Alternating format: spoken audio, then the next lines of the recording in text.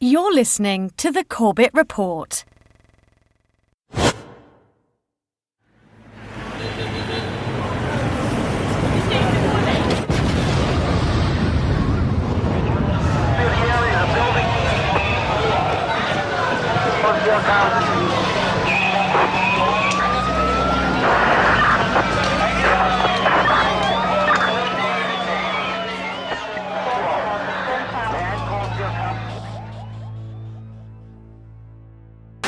Al-Qaeda terrorist, September the 11th. Al-Qaeda, 9/11 hijackers, jihadist terrorist organizations. Terror attack. Bin Laden. September 11th. Terrorist. The self-confessed mastermind. Osama bin Laden, the leader of Al-Qaeda. Al-Qaeda. Terrible new terrorist organization. September 11th. Our enemy is a radical network of terrorists and every government that supports them.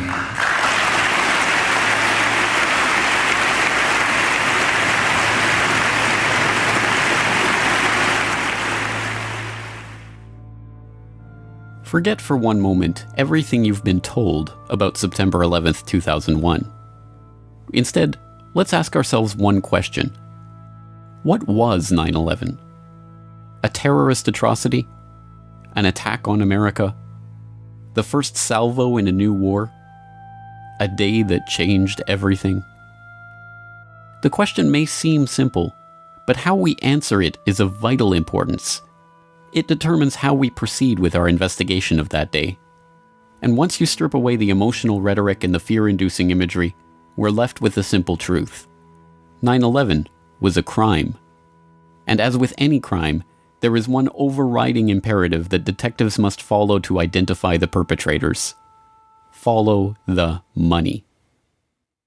This is an investigation of the 9/11 money trail.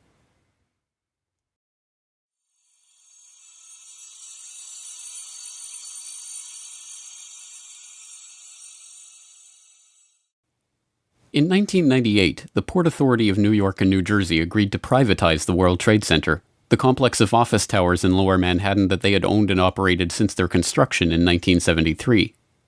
In April 2001, an agreement was reached with a consortium of investors led by Silverstein Properties, and on July 24, 2001, Larry Silverstein, who already owned World Trade Center Building 7, signed a 99-year lease for the Twin Towers and Buildings 4 and 5.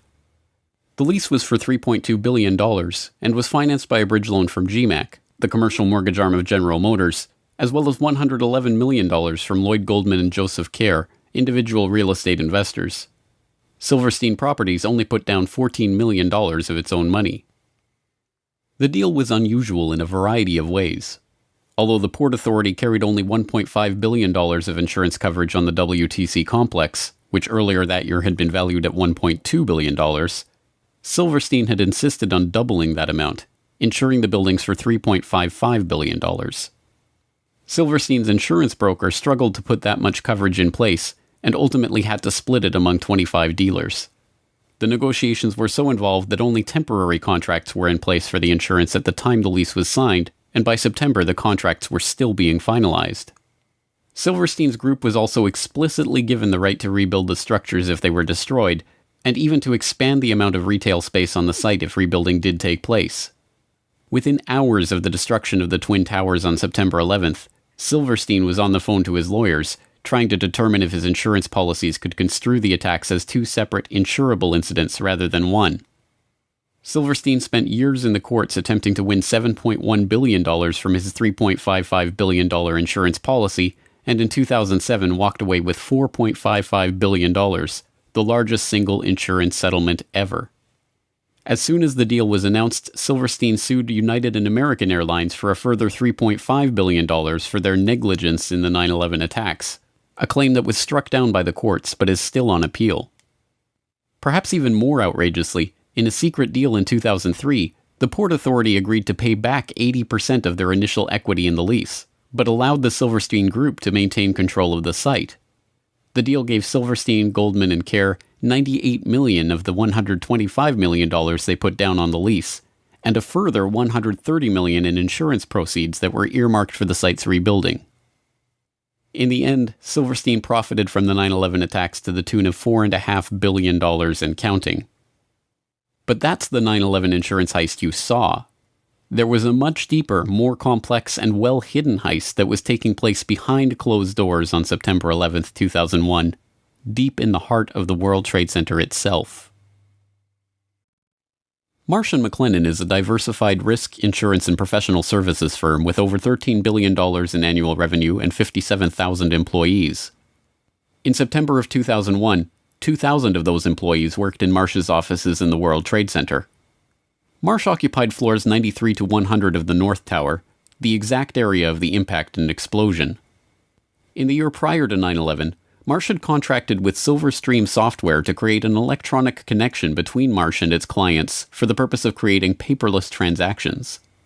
Silverstream had already built internet-based transactional and trading platforms for Merrill Lynch, Deutsche Bank, Bankers Trust, Alex Brown, Morgan Stanley, and other financial services firms that were later involved in 9/11, but this new project was unlike anything that had been attempted before.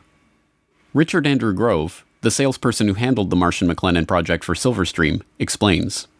In 2000, Silverstream was contracted by Marsh to provide a technological solution beyond what we had done for any of the above-named companies, insofar as it would be used to electronically connect Marsh to its major business partners via internet portals for the purpose of creating paperless transactions and expediting revenue and renewal cycles, and built from the ground up at the client's site. Silverstream provided a specific type of connectivity that was used to link AIG and Marsh & McLennan, the first two commercial companies on the planet to employ this specific type of transaction, and in fact, Marsh was presented with something called the Accord Award, ACORD, in the summer of 2001, for being the first commercial corporation to do so. And what you should take away from that is this. It means that no other companies were doing this type of transaction, so the question in your mind should be, what then were Marsh and AIG doing, and why did they need to leverage technologies that no other commercial entity on the face of the earth needed to conduct business? The contract, Silverstream then stationed approximately 30 to 40 developers at Marsh, and this team was led by 2 to 3 managers with whom I liaised to ensure delivery of the solution that was promised. The development team worked regularly into the night, if not all night, and sometimes worked 7 days a week in order to adhere to Marsh's indicated pre-September 11th deadline. Now, while I was... But it was not long before severe irregularities in the billing of the account for this project led Richard Grove into the heart of a deeper mystery about the software and about the work that he was engaged in. Fiscal anomalies with respect to the Marsh.com project when I was in a meeting on the 98th floor in October of 2000 with a gentleman named Gary Lasko. Gary was Marsh's North American Chief Information Officer, and that particular afternoon a colleague and I helped him identify about $10 million in suspicious purchase orders after I had recognized that certain vendors were deceiving Marsh and specifically appeared to be selling Marsh large quantities of hardware that were not necessary, as this was later confirmed by Gary. In the spring of 2000, I brought my concerns up to executives inside of Silverstream and I was urged to keep quiet and mind my own business.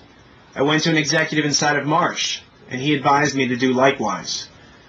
But then, I mentioned it to a few executives at Marsh who I could trust, like Gary Lasko, and Catherine Lee, Ken Rice, Richard Bruhart, and John Olthofer, people who became likewise concerned that something untoward was going on.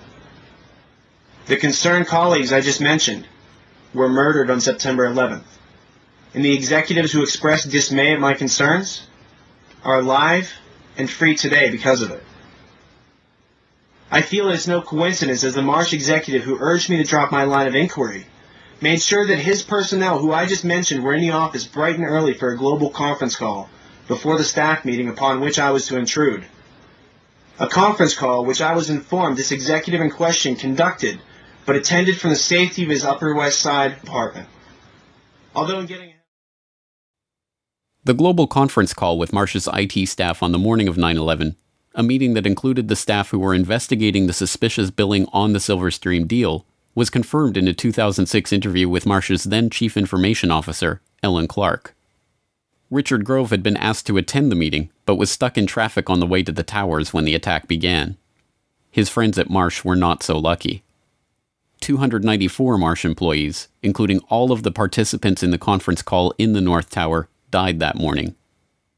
Meanwhile, the Marsh executive who had scheduled the meeting, the same one who had asked Grove to drop the issue of the billing anomalies, was safe in his apartment, attending the meeting via telephone.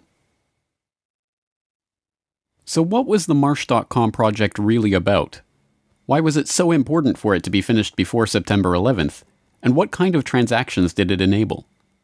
More importantly, what information was lost when the data center on the 95th floor of the North Tower suffered a direct hit on 9/11 and the buildings were demolished? A partial answer comes from reports that emerged in late 2001 that a German firm, Convar, had been hired to reconstruct financial data from the hard disks recovered at Ground Zero. The firm talks about this work in its promotional videos. September the 11th, 2001. The whole world is in shock following the attacks on the World Trade Center. Convar has some solutions to offer.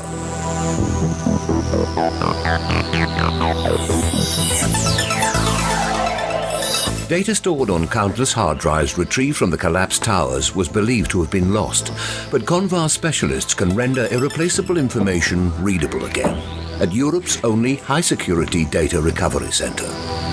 Burnt, crushed, or dirty storage media are ready to relinquish their secrets by the time we finish with them. More details about the work comes from an IDG news service story posted to CNN.com in December 2001. Under the headline, "Computer disk drives from WTC could yield clues," the article notes, "An unexplained surge in transactions was recorded prior to the attacks, leading to speculation that someone might have profited from previous knowledge of the terrorist plot by moving sums of money. But because the facilities of many financial companies processing the transactions were housed in New York's World Trade Center, destroyed in the blasts, it has, until now, been impossible to verify that suspicion." A Reuters article from the same time, later posted to Convar's website, offers revealing glimpses into the investigation's early results. It quotes Peter Herschel, Convar's director at the time. "The suspicion is that inside information about the attacks was used to send financial transaction commands and authorizations in the belief that amid all the chaos the criminals would have, at the very least, a good head start. Of course, it is also possible that there were perfectly legitimate reasons for the unusual rise in business volume. It could turn out that Americans went on an absolute shopping binge on that Tuesday morning. But at this point, there are many transactions that cannot be accounted for. Not only the volume, but the size of the transactions was far higher than usual for a day like that. There is a suspicion that these were possibly planned to take advantage of the chaos." It also quotes Richard Wagner, one of the company's data retrieval experts. "There is a suspicion that some people had advanced knowledge of the approximate time of the plane crashes in order to move out amounts exceeding $100 million. They thought that the records of their transactions could not be traced after the mainframes were destroyed." Was the revolutionary electronic trading link between AIG and Marsh being used to funnel money through the World Trade Center at the time of the attack? Were the attack perpetrators hoping that the destruction of Marsh's data center, on the 95th floor at the dead center of the North Tower explosion, would conceal their economic crime? One piece of corroborating evidence for the idea comes from author and researcher Michael Rupert, who reported in 2004 that immediately before the attacks began, computer systems in Deutsche Bank, one of Silverstream's other E-Link clients, had been taken over from an external location that no one in the office could identify. Within, I would guess, I'd have to go back and look at the book, but it was no more than a week after the attacks. I was being contacted by a lot of people from inside official sources who were raising a lot of questions. This one particular person was extremely credible. They absolutely convinced me they had been an employee of Deutsche Bank in the Twin Towers. And they told me very clearly that in the moments right before the attacks and during the attack, there was a 40-minute window between the time the first plane struck the World Trade Center and the second plane, that Deutsche Bank's computers in New York City had been taken over, absolutely co-opted and run. There was a massive data purge, a massive data download, and all kinds of stuff was moving. And what this person said very clearly was that no one in the Deutsche Bank offices in the towers at the time had the ability to prevent what was going on from any of their terminals. Sadly, no answer to the questions raised by these accounts is forthcoming from Convar. After the initial reporting on the investigation, which noted that the company was working with the FBI to recover and analyze the data, Convar now refuses to talk about the information they discovered. Is it true that large amounts of money were transferred illegally out of the World Trade Center on the morning of 9/11, just before the attacks? If you would look on the website, I would say yes.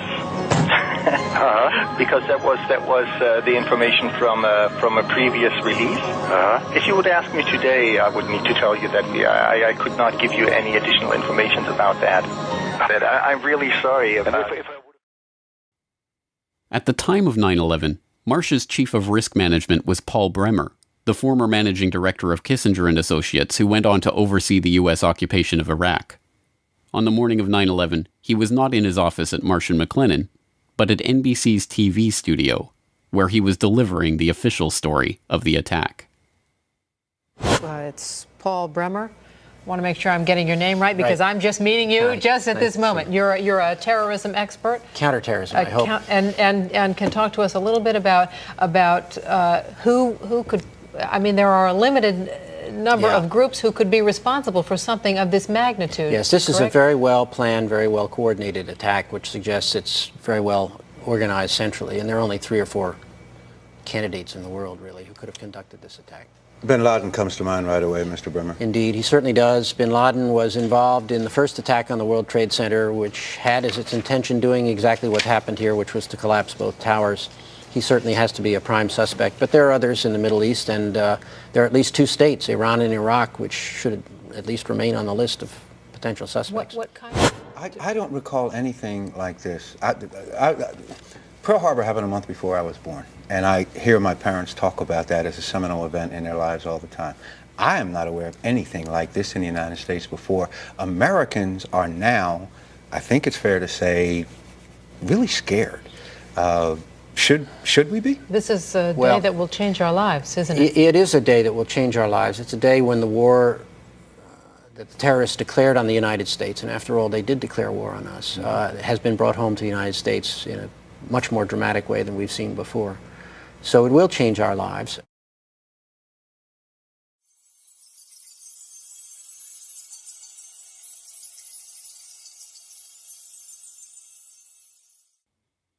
On September 12, 2001, before the dust had even settled on Ground Zero, the Securities and Exchange Commission opened an investigation into a chilling proposition: that an unknown group of traders with advanced knowledge of the 9/11 plot had made millions betting against the companies involved in the attacks. What many Wall Street analysts believe is that the terrorists made bets that a number of stocks would see their prices fall. They did so by buying what are called puts. If you bet right, the rewards can be huge. The risks are also huge, unless, of course, you know something bad is going to happen to the company you're betting against. This could very well be insider trading at the worst, most horrific, most evil use you've ever seen in your entire life.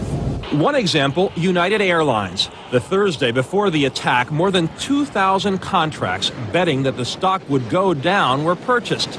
90 times more in one day than in 3 weeks. When the markets reopened, United stock dropped. The price of the contracts soared, and someone may have made a lot of money fast. $180,000 turns into $2.4 million when that plane hits the World Trade Center. It's almost the same story with American Airlines. That's a 5-fold increase in the value of what was a $337,000 trade on Monday. All of a sudden becomes what? $1.8 million. And there's much more, including an extraordinarily high number of bets against Morgan Stanley and Marsh & McLennan, 2 of the World Trade Center's biggest tenants. Could this be a coincidence? This would be one of the most extraordinary coincidences in the history of mankind if it was a coincidence. Although the put options on American and United Airlines are usually cited in reference to the 9/11 insider trading, these trades only represent a fraction of the suspicious trades leading up to the attack. Between August 20th and September 10th, abnormally large spikes in put option activity appeared in trades involving dozens of different companies whose stocks plunged after the attack, including Boeing, Merrill Lynch, JP Morgan, Citigroup, Bank of America, Morgan Stanley, Munich Re, and the AXA Group. Traders weren't just betting against the companies whose stocks dove after 9/11, however. There was also a 6-fold increase in call options on the stock of defense contractor Raytheon on the day before 9/11. The options allowed the traders to buy Raytheon stock at $25, within a week of the attack, as the American military began deploying the Raytheon-supplied Tomahawk missiles they would eventually use in the invasion of Afghanistan, the company's share price had shot up 37% to over $34. The SEC weren't the only ones interested in this particular 9/11 money trail either. Investigations into potential insider trading before the attacks were opened by authorities around the globe, from Belgium to France to Germany to Switzerland to Japan. It wasn't long before this global financial manhunt started yielding clues on the trail of the terror traders. On September 17th, Italian Foreign Minister Antonio Martino, addressing Italian Consob's own investigation into potential 9/11 trading, said, "I think there are terrorist states and organizations behind speculation on the international markets." By September 24th, the Belgian finance minister was confident enough to publicly announce Belgium's strong suspicions that British markets may have been used for transactions. The president of Germany's central bank was the most adamant. "What we found makes us sure that people connected to the terrorists must have been trying to profit from this tragedy." These foreign leaders were not alone in their conviction that insider trading had taken place. University of Chicago finance professor George Constantinides, Columbia University law professor John Coffey, Duke University law professor James Cox, and other academics, as well as well-known options traders like John Najarian, all expressed their belief that investors had traded on advanced knowledge of the attacks. The scale of the SEC investigation was unprecedented, examining over 9.5 million securities transactions, including stocks and options in 103 different companies trading in 7 markets, 32 exchange-traded funds, and stock indices. The probe drew on the assistance of the legal and compliance staff of the 20 largest trading firms and the regulatory authorities in 10 foreign governments. The Commission coordinated its investigation with the FBI, the Department of Justice, and the Department of the Treasury. The results of this investigation? We have not developed any evidence suggesting that those who had advanced knowledge of the September 11th attacks traded on the basis of that information. Although this sounds like the investigation did not find evidence of insider trading, a second look reveals the trick. They are not saying that there was no insider trading, only that there is no evidence that those who had advanced knowledge of the September 11th attacks participated in such trading. But this begs the question, who had that advanced knowledge, and how did the SEC determine this? The 9/11 Commission report begs the question even more blatantly in their treatment of the anomalous put option activity on United Airlines stock on September 6th. 95% of the puts were placed by a single US-based institutional investor with no conceivable ties to Al-Qaeda. Again, it is taken as a foregone conclusion that a lack of ties to Al-Qaeda means there could not have been advanced knowledge of the attack, even if the evidence shows that insider trading took place. To be sure, insider trading almost certainly did take place in the weeks before 9/11. Although some have used the Commission report to conclude that the story was debunked, the intervening years have seen the release of not one, not two, but 3 separate scientific papers concluding with high probability that the anomalous trading was the result of advanced knowledge. In Unusual Option Market Activity in the Terrorist Attacks of September 11, 2001, University of Chicago professor Alan Podeshman concluded, "Examination of the option trading leading up to September 11th reveals that there was an unusually high level of put buying. This finding is consistent with informed investors having traded options in advance of the attacks." In Detecting Abnormal Trading Activities in Option Markets, researchers at the University of Zurich used econometric methods to confirm unusual put option activity on the stocks of key airlines, banks, and reinsurers in the weeks prior to 9/11.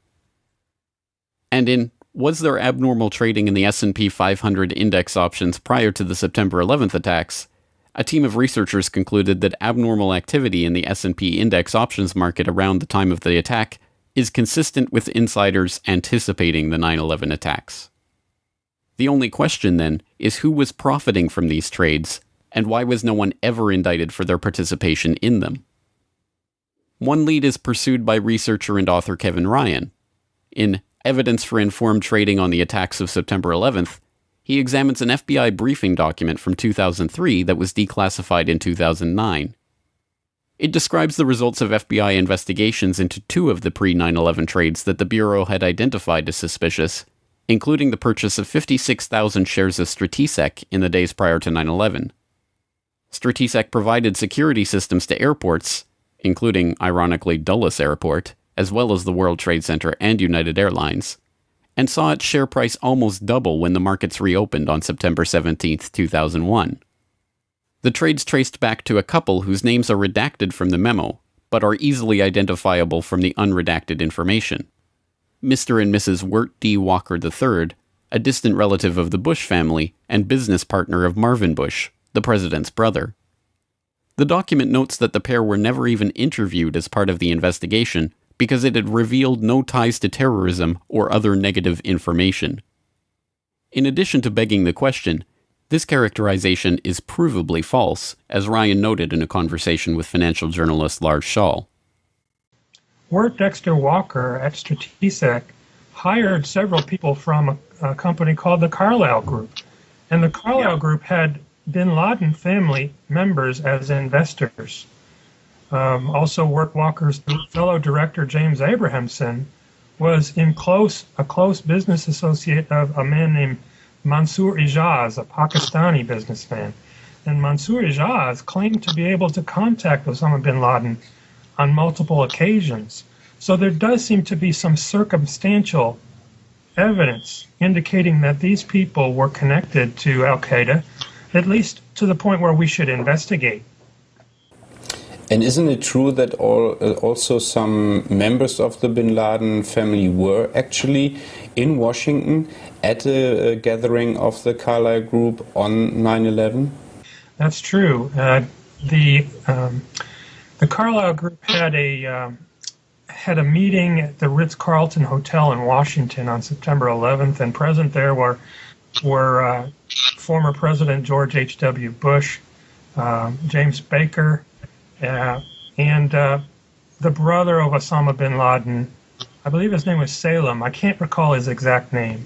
But they were there, investors from the bin Laden family, meeting with Carlyle Group representatives in Washington on September 11th. Was this why the FBI thought better of questioning Walker over his highly profitable purchase of Stratesec shares right before 9/11? The CIA figures prominently in another line of investigation. One suspicious United Airlines put option purchase that was investigated by the FBI involved a 2,500 contract order for puts in the days before 9/11. Instead of processing the purchase through United Airlines Home Exchange, the Chicago Board of Options Exchange, the order was split into 500 contract chunks and run through 5 different options exchanges simultaneously. The unusual order was brokered by Deutsche Bank Alex Brown, a firm that until 1998 was chaired by A.B. Buzzy Krongard, a former consultant to CIA Director James Woolsey, who at the time of 9/11 was himself the executive director of the CIA. So right after the attacks of 9/11, the name Buzzy Krongard surfaced, and it was instant research that revealed that Buzzy Krongard had been allegedly recruited by CIA Director George Tenet to become the executive director at CIA, which is the number 3 position right before the attacks. And Alex Brown was one of the then a subsidiary of Deutsche Bank. Was one of the primary instruments or vehicles that handled all of these criminal trades by people who obviously knew that the attacks were going to take place where, how, and involving specific airlines. Perhaps the most frank admission of insider trading is notable for 3 things. It was recorded on video, it has never been investigated by any agency or law enforcement official, and it was made by former CIA agent and frequent foreign policy commentator Robert Baer, the real-life inspiration for the character portrayed by George Clooney in Syriana. Talking to citizen journalists after a speaking event in Los Angeles in 2008, Baer was recorded on video making a startling assertion about 9/11 insider trading. And then the last thing I believe it was his National Reconnaissance Office was running a drill. A plane crashed into their building, and you know they're staffed by DOD and CIA. I know the guy that went into his broker in San Diego and said, "Cash me out. It's going down tomorrow." Really? Yeah. That tells us something. What? That tells us something. Well, his brother worked at the White House. This truly remarkable statement bears further scrutiny. If Baer is to be believed, a former CIA agent has first-hand knowledge that a White House insider had foreknowledge of the attacks, And to this day, not only has Baer never revealed the identity of this person, but no one has questioned him about his statement or even attempted to pursue this lead. So how is it possible that the SEC overlooked, ignored, or simply chose not to pursue such leads in their investigation? The only possible answer, of course, is that the investigation was deliberately steered away from such persons of interest and any connections that would lead back to foreknowledge by government agencies, federal agents, or their associates in the business world. Unfortunately, we will likely never see documentary evidence of that from the Commission itself. One researcher requesting access under the Freedom of Information Act to the documentary evidence that the 9/11 Commission used to conclude that there had been no insider trading, received a response that stated that the potentially responsive records have been destroyed. Instead, we are left with sources that refuse to be identified, saying that CBOE records of pre-9/11 options trading have been destroyed, and second-hand accounts of traders who had heard talk of an event in advance of 9/11. In a roundabout way, perhaps the 9/11 Commission reveals more than it lets on when it tries to dismiss key insider trades with the pithy observation that the traders had no conceivable ties to Al-Qaeda. If those with foreknowledge of the attacks weren't connected to Al-Qaeda, what does that say about the identity of the real 9/11 perpetrators? ABC News has now learned that the Chicago Board of Options Exchange launched their investigation into the unusual trading last week. That may have given them enough time to stop anyone from profiting from death here in the U.S. It may also give investigators, Peter, a hot trail that might lead them to the terrorists. Thanks very much. As a reminder of the complications here, though, the Secretary of the Treasury said today of this investigation, you've got to go through 10 veils before you get to the real source. Yep. Thanks, Antonio.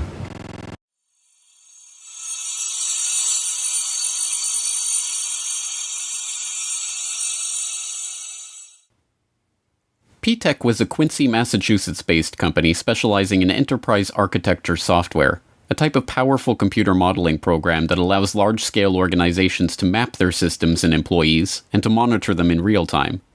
The person running this software has a god's-eye view of processes, personnel, and transactions, and even the ability to use this data to foresee problems before they happen and to intervene to stop them from happening.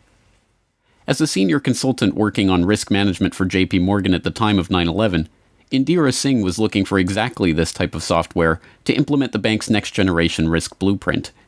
In her search for the ultimate risk management software, P-Tech's name was floated as the best candidate for the task. I had a good life. I did risk at JP Morgan Chase. Just to take a break from all the heavy stuff, what I do was to devise a way to monitor everything going on in a very large company to stop big problems from happening. There's that little cloud there and my very bizarre picture of how I think about this problem. I am a person who was merging two disciplines, risk management and something called enterprise architecture, which is fairly esoteric, but at the end of the day, we seek to prevent large problems from happening anywhere in a large global enterprise. At JP Morgan, I was working on the next generation risk blueprint, which is all about how to prevent these things from happening. Bad business practice such as money laundering, road trading, and massive computer failures, anything you could imagine would go wrong. I had a lot of leeway consulting as a senior risk architect to think out of the box and actually get my ideas implemented. I was funded out of a strategic fund. I reported to the directors, and I was pretty happy. JP Morgan thought very highly of me, and they were thinking of funding, in conjunction with my project in DC, the next generation risk software. What I needed to do, what I did, was a really smart piece of software. Really, really smart. Its job would be to think about all the information, and this is where you may connect a dot. The job of this software would be to think about all the information that represented what was going on in the enterprise at any given time as bank business was being transacted worldwide. For example, it would be a surveillance software that would look for trading patterns that indicated someone was up to no good, and then do something about it. Send a message somewhere, send the transaction information somewhere, perhaps shut their system down, perhaps shut another system down, perhaps start something else up elsewhere. This kind of capability is very, very essential in today's world. However, this kind of software is not found in Microsoft or not even in IBM. A small group of very esoteric software companies make this kind of enterprise software, and it is very pricey. So you can't afford to pick wrong. And I asked all my colleagues who are industry gurus what would they recommend for this. My buddies recommended P-TECH. Indeed, it's not difficult to see why P-TECH came so highly recommended. Given the nature of this sensitive risk management work, only a company with experience delivering software to large-scale organizations with secrets to protect would fit the bill, and in this regard P-TECH did not disappoint. Their client roster included a veritable who's who of top-level corporate and governmental clients: the FBI, the IRS, NATO, the Air Force, the Naval Air Command, the Departments of Energy and Education, the Postal Service, the U.S. House of Representatives, the Department of Defense, the Secret Service, even the White House. From the inner sanctum of the White House to the headquarters of the FBI, from the basement of the FAA to the boardroom of IBM, some of the best secured organizations in the world, running on some of the most protected servers housing the most sensitive data, welcomed P-TECH into their midst. P-TECH was given the keys to the cyber kingdom to build detailed pictures of these organizations, their weaknesses and vulnerabilities, and to show how these problems could be exploited by those of ill intent. But like all such systems, it could be exploited by those of ill intent for their own purposes, too. Given the nature of the information and secrets being kept by its clients, it should come as no surprise that many of P-TECH's top investors and employees were men with backgrounds that should have been raising red flags at all levels of the government. And as it turns out, at least one of these men did raise red flags with a pair of diligent FBI field agents. In the late 1990s, Robert Wright and John Vincent, FBI special agents in the Chicago field office, were running an investigation into terrorist financing called vulgar betrayal. From the very start, the investigation was hampered by higher-ups. They were not even given access to the computer equipment needed to carry out their work. Through Wright and Vincent's foresight and perseverance, however, the investigation managed to score some victories, including seizing $1.4 million in terrorist funds. According to Wright, these funds were linked directly to Saudi businessman Yassin Qadi. Yassin al-Qadi is a multimillionaire businessman and philanthropist who, according to Business Associates, liked to boast of his relationship with former Vice President Dick Cheney. But in the late 1990s, he was sanctioned by the UN Security Council for his suspected links to al-Qaeda, and after 9/11 he was put on a terrorist watch list by the US Treasury for his suspected ties to terrorist financing.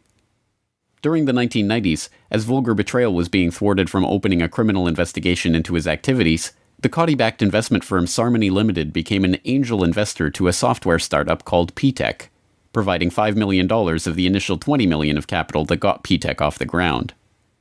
At the time, P-TECH's CEO denied that al-Qadi had any involvement with the company other than his initial investment, but the FBI now maintains he was lying, and that in fact al-Qadi continued investing millions of dollars in the company through various fronts and investment vehicles.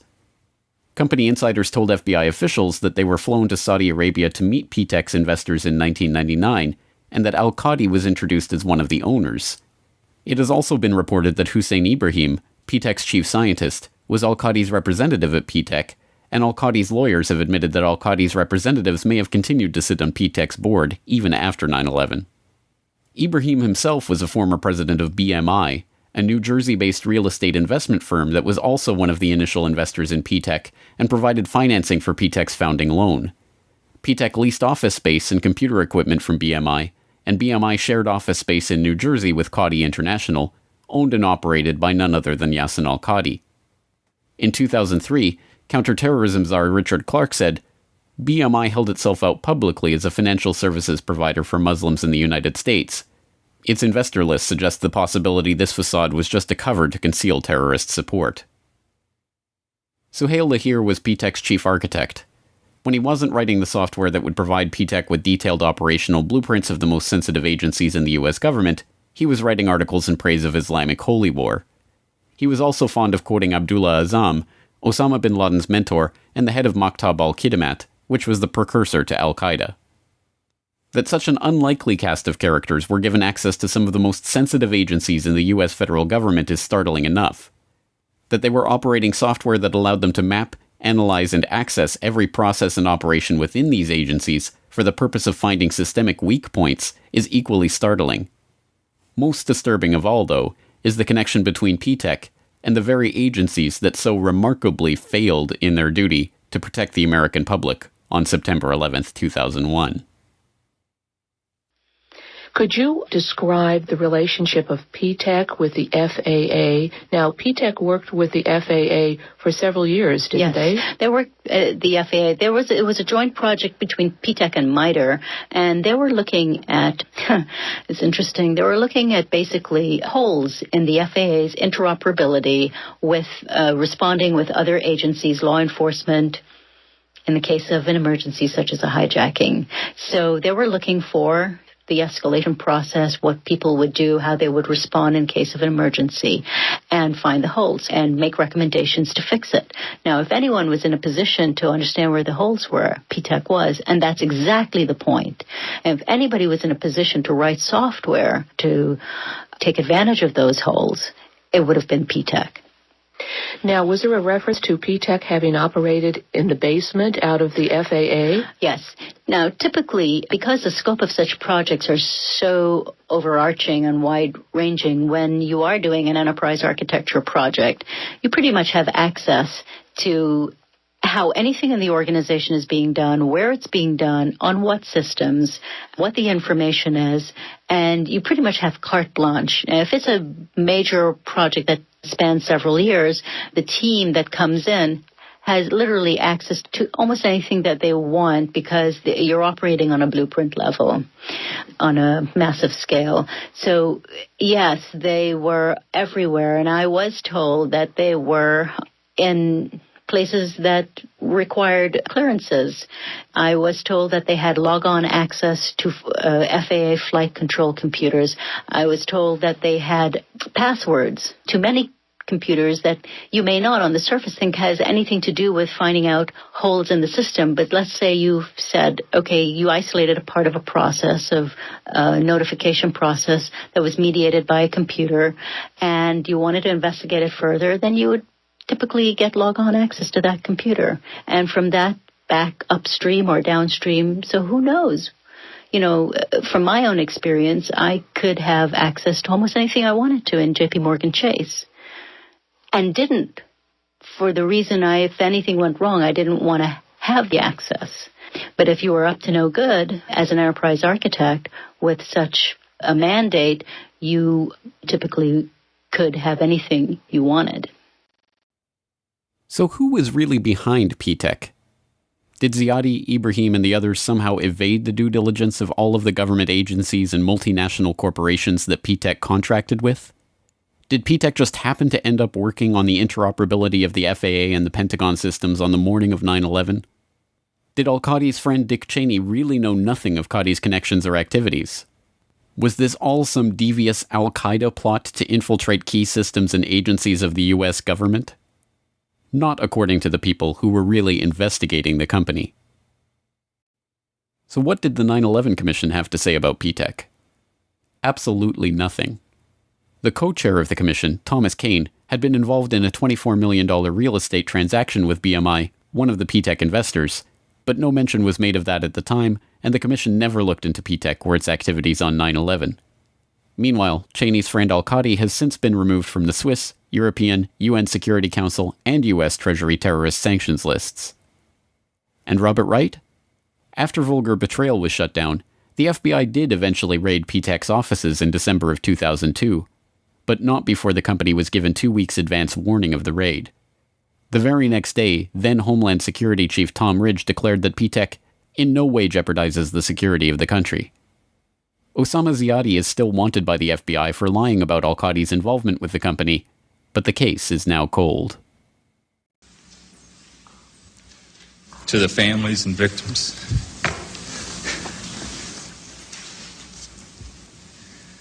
of September 11th, on behalf of John Vincent, Barry Carmody, and myself, we're sorry.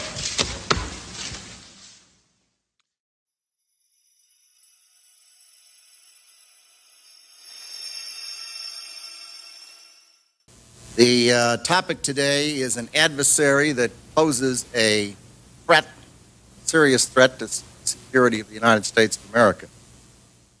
This adversary is one of the world's last bastions of central planning. It governs by dictating 5-year plans. From a single capital, it attempts to impose its command across time zones, continents, oceans, and beyond. With brutal consistency, it stifles free thought and crushes new ideas. It disrupts the defense of the United States and places the lives of men and women in uniform at risk. On September 10th, 2001, Defense Secretary Donald Rumsfeld declared a new war. Not a war on a shadowy terrorist organization in Afghanistan, or even a war on terror itself, but a war on the Pentagon. The adversary is closer to home. It's the Pentagon bureaucracy. Perhaps it is no surprise that Rumsfeld felt compelled to declare a war on the Pentagon's bureaucracy. The issue of the Pentagon's $2.3 trillion accounting nightmare had been dogging him since his confirmation hearings in January of 2001. Although Rumsfeld was interested in pushing forward a modernization of the military that was projected to cost an additional $50 billion in funding, that agenda was politically impossible in the face of the Department of Defense's monumental budget problem. How can we seriously consider a $50 billion increase in the defense budget when DOD's own auditors say the department cannot account for $2.3 trillion in transactions in 1 year alone? Now, my question to you is, Mr. Secretary, what do you plan to do about this? Decline the nomination.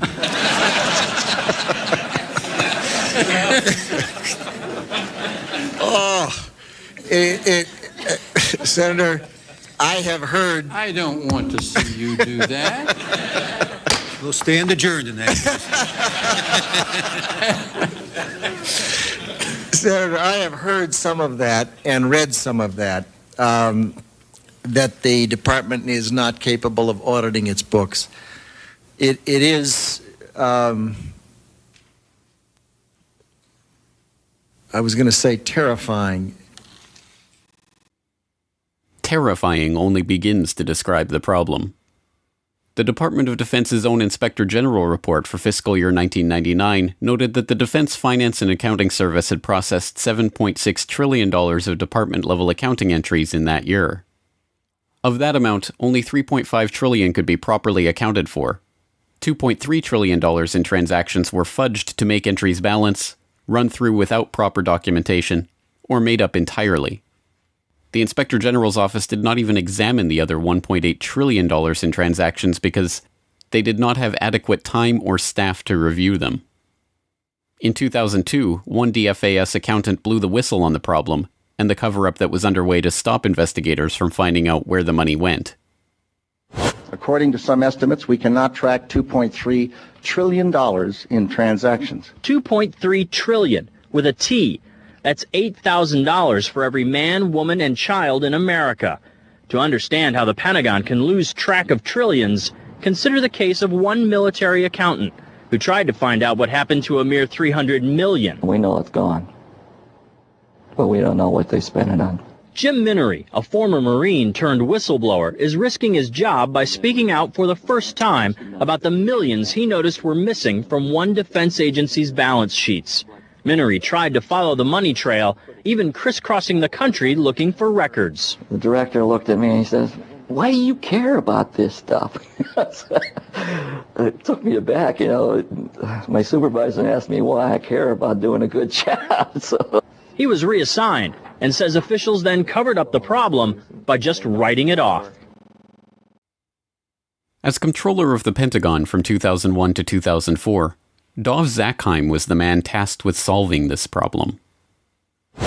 There are all kinds of long-standing rules and regulations about what you can do and what you can't do. I know Dr. Zakheim's been trying to hire CPAs because the financial systems of the department are so snarled up that we can't account for some $2.6 trillion in transactions that exist, if that's believable. And yet we're told that we can't hire CPAs to help untangle it in many respects. Mr. Secretary, the first time and the last time that Dov Zakheim and I broke bread together, he told me you'd have a handle on that $2.6 trillion by now, but we'll discuss that a little. We've got a handle, it's just a little hot.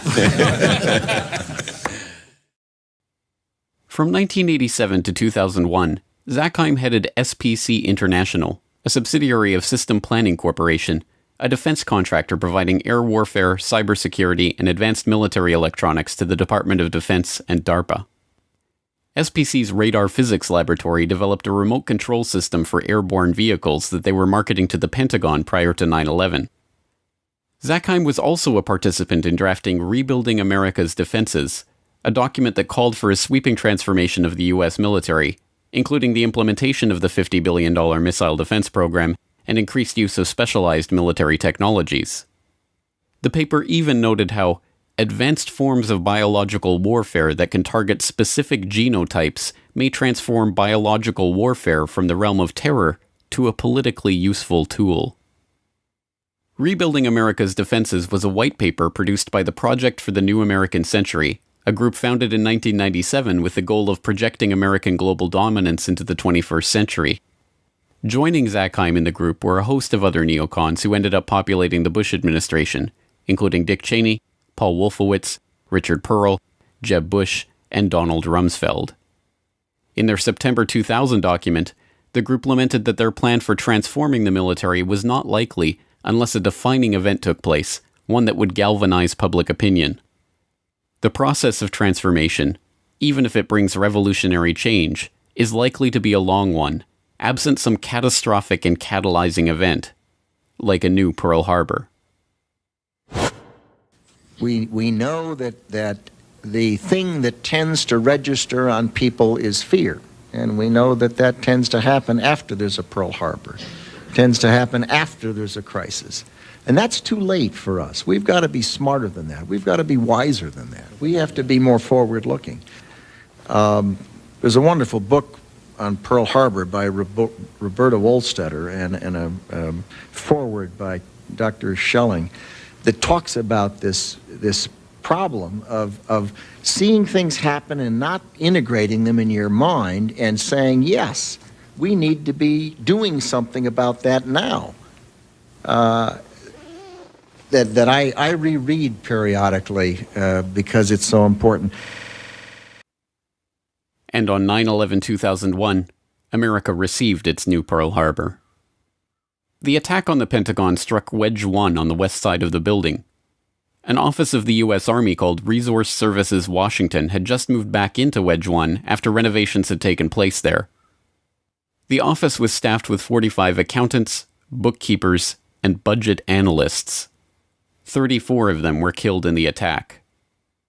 A 2002 follow-up report from the DoD Inspector General on the missing trillions noted that a further $1.1 trillion in made-up accounting entries were processed by the Pentagon in fiscal year 2000, but they did not even attempt to quantify the missing funds for 2001. The Secretary of the Army, Thomas White, later explained they were unable to produce a financial report for 2001 at all, due to the loss of financial management personnel sustained during the September 11th terrorist attack. Before becoming Secretary of the Army, Thomas White was a senior executive at Enron. Enron was one of the largest energy companies in the world, posting a $111 billion profit in 2000, before being exposed as an elaborate corporate accounting fraud in 2001. The SEC, which investigated the Enron scandal, occupied the 11th to 13th floors in World Trade Center Building 7, and their offices were destroyed on 9/11, destroying 3,000 to 4,000 documents on active investigations in the process. Perhaps unsurprisingly, Rumsfeld's war on the Pentagon's bureaucracy did not yield the results he promised. By 2013, the unaccountable money in the Pentagon's coffers had reached $8.5 trillion. The latest scandal to hit Washington comes from a report revealing the Pentagon misplaced $8.5 trillion. Military leaders have also been found ordering subordinates to doctor books to hide the missing money. This is the conclusion of a special report by Reuters. One former Pentagon employee, Linda Woodford, said she spent 15 years there falsifying financial records. Woodford had a job checking Navy accounting records against figures supplied by the Treasury Department. She said money was missing from the report every month. And national security expert Steve Miles is here with me to help us crunch these numbers. $8.5 trillion unaccounted for. It's a lot of money. This is the kind of thing that you would think would bring Capitol Hill to a screeching halt. There'd be hearings kind of almost daily. You'd have various committees looking into it. None of that. It just leads to massive waste, and there can be all sorts of fraud that you don't know about. Just one example, when the Inspector General looked at Iraq, which was, a lot of money, but in the grand scheme, just a portion of the money the U.S. spends. What they found was about $50 billion of the money the U.S. spent there was wasted, and about $6 billion was completely lost. They had no idea where it went. It was completely unaccounted for. And put that in perspective, that's about this amount of money that other countries would spend on their defense in a year total. And that's just the loose pocket change that we lost in the couch. One thing I found very interesting in this report is that the Pentagon apparently uses a standard operating procedure to enter false numbers or so-called plugs to cover lost or missing information in their accounting in order to submit a balanced budget to the Treasury. So they can write in everything. I mean, that's probably the most shocking part of this, is that they get to the end of the day and they say, oh, there's money missing. What do we do? Well, we'll just put a number in there that says it's there and we'll sort it out later. I mean, again, this is the type of operating practice that if you did it in your own business, if you tried to do it with your own taxes for the government, they'd haul you off to jail. But then, given that the trillions have never been accounted for, and given that American defense spending soared to record levels after the attack, perhaps Rumsfeld's war on the Pentagon, the one he announced on September 10th, was successful after all. And perhaps September 11th was the key battle in that war. Some might ask, how in the world could the Secretary of Defense attack the Pentagon in front of its people? To them I reply, I have no desire to attack the Pentagon. I want to liberate it.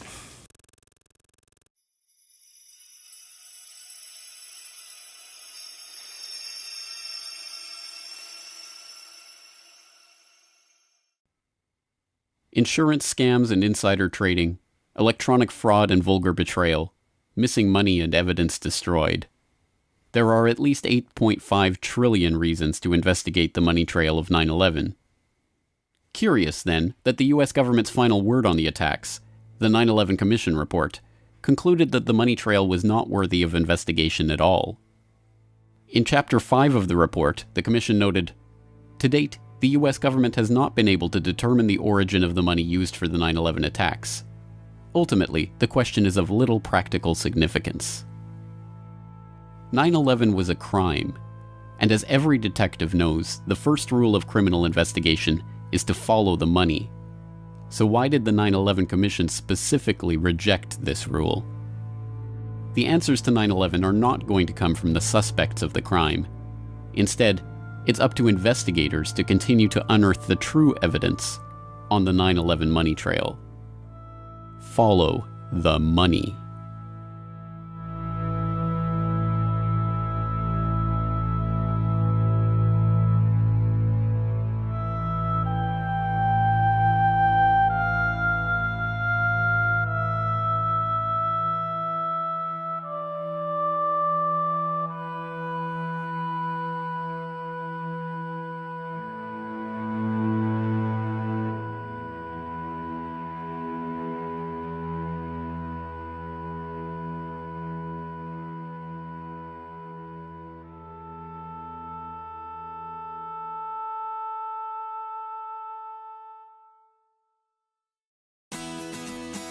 The Corbett Report is brought to you by the Corbett Report subscriber, a weekly newsletter featuring James Corbett's International Forecaster editorial, recommended reading and viewing, discounts on Corbett Report DVDs, and once a month, a subscriber-only video. Sign up today to start receiving your copy at corbettreport.com/support.